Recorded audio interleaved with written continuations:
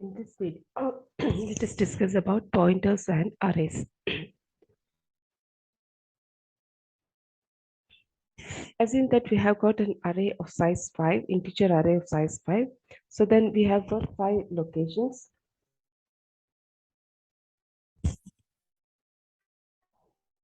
Here, the name age points to the first element of the array.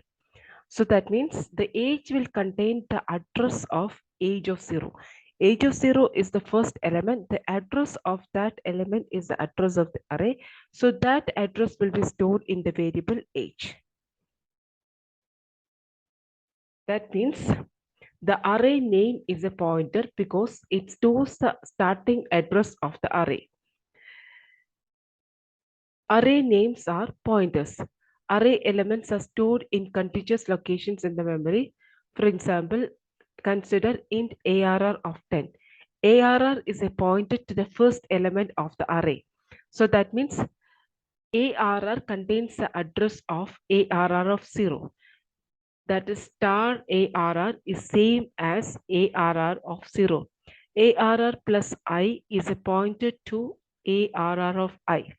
So when we write ARR plus I, the address in the array address plus the index value is a pointer to ARR of I, ARR of I.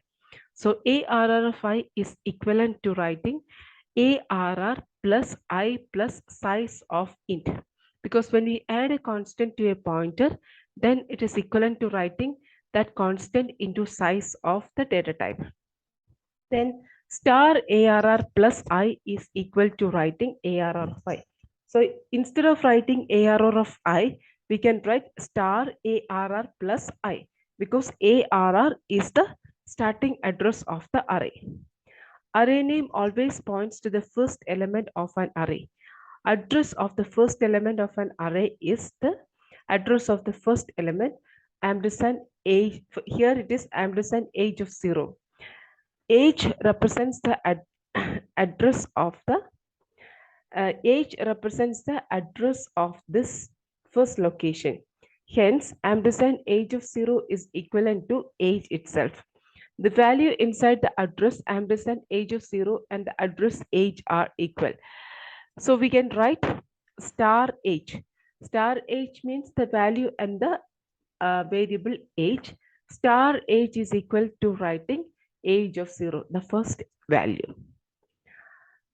So let us see a program to find the sum of element of an array using pointers. So first we have to read the array elements.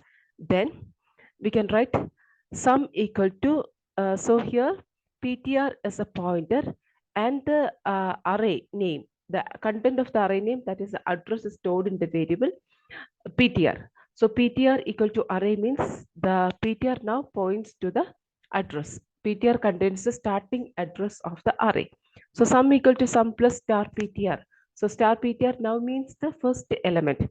So it is added to sum PTR plus plus. That means the PTR now points to the next element. So again sum equal to sum plus star PTR means it adds a second element. Likewise, we continue till the end of the array. Now print the sum. So this is how adding the elements of an array using pointers. Now let us see how to pass the individual array elements to a function. So here ARR is an array of size 3. Now we have a function print element. To this print element, we are passing the individual elements of an array and its index value. So the function will print the index as well as the element. So here first ARR of I. So ARR of 0 is passed to the function. So here we are passing the individual elements. The individual element of the array is an integer. So here the formal parameter we require only the integer variable. So its index value 0. So now it comes here and 0 and 1 will be printed on the screen.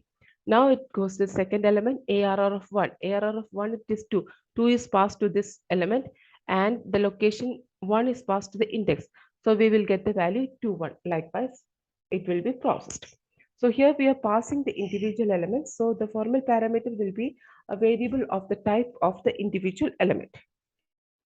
Now let us see how to pass the entire array to the function. So here, uh, num it is an array sum. So array sum is a function that accepts an array. So we are passing this num to this array sum. So here the entire array is being passed. Entire array is being passed means the num means num. It is the address of the array. So here num it is the address of the array. So here also we should have a variable to capture the address of the array. So we declare it like the array itself. So in num empty bracket. Here the size is irrelevant because we are passing the address here. In sum equal to 0. So now we can write sum plus is equal to num of I.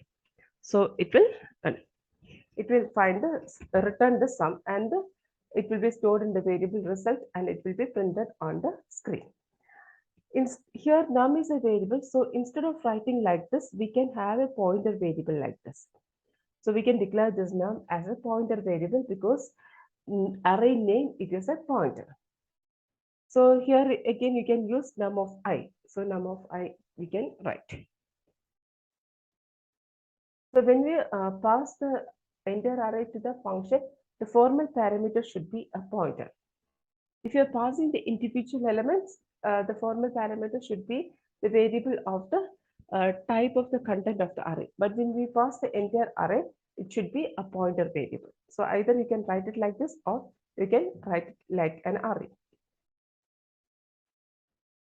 So now if you want to have an array whose content is pointers, so then we can have like this data type star array name size. So in star ptr3. So now ptr3 is an array and the content of that array is int star. That means a pointer to integers. So this ptr can contain the address of can contain different addresses. Have three locations and three locations can have three different address of integer variables. For example, here ptr is declared as a pointer as an array of pointers. It is an array. It holds the value pointers. So for I equal to 0, I less than 3, I plus plus, ptr of I is equal to ampersand a5. So here the address of the each individual element is stored in the variable ptr. So the first location will contain the address of the first element of the array. Second location contains the second address of the array. Third location will contain the third address of the array.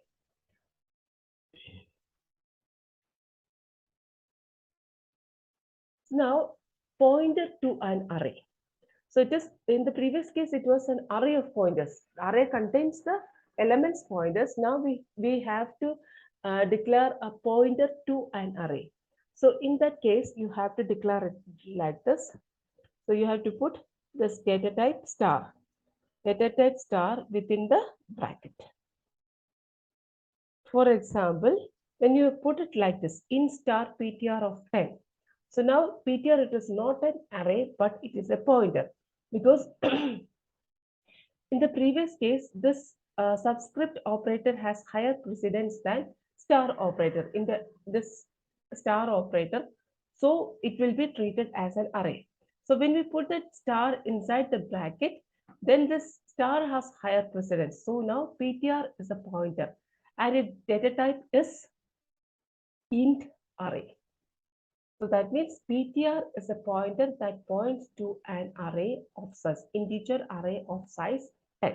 In the previous case, it is an array of pointers.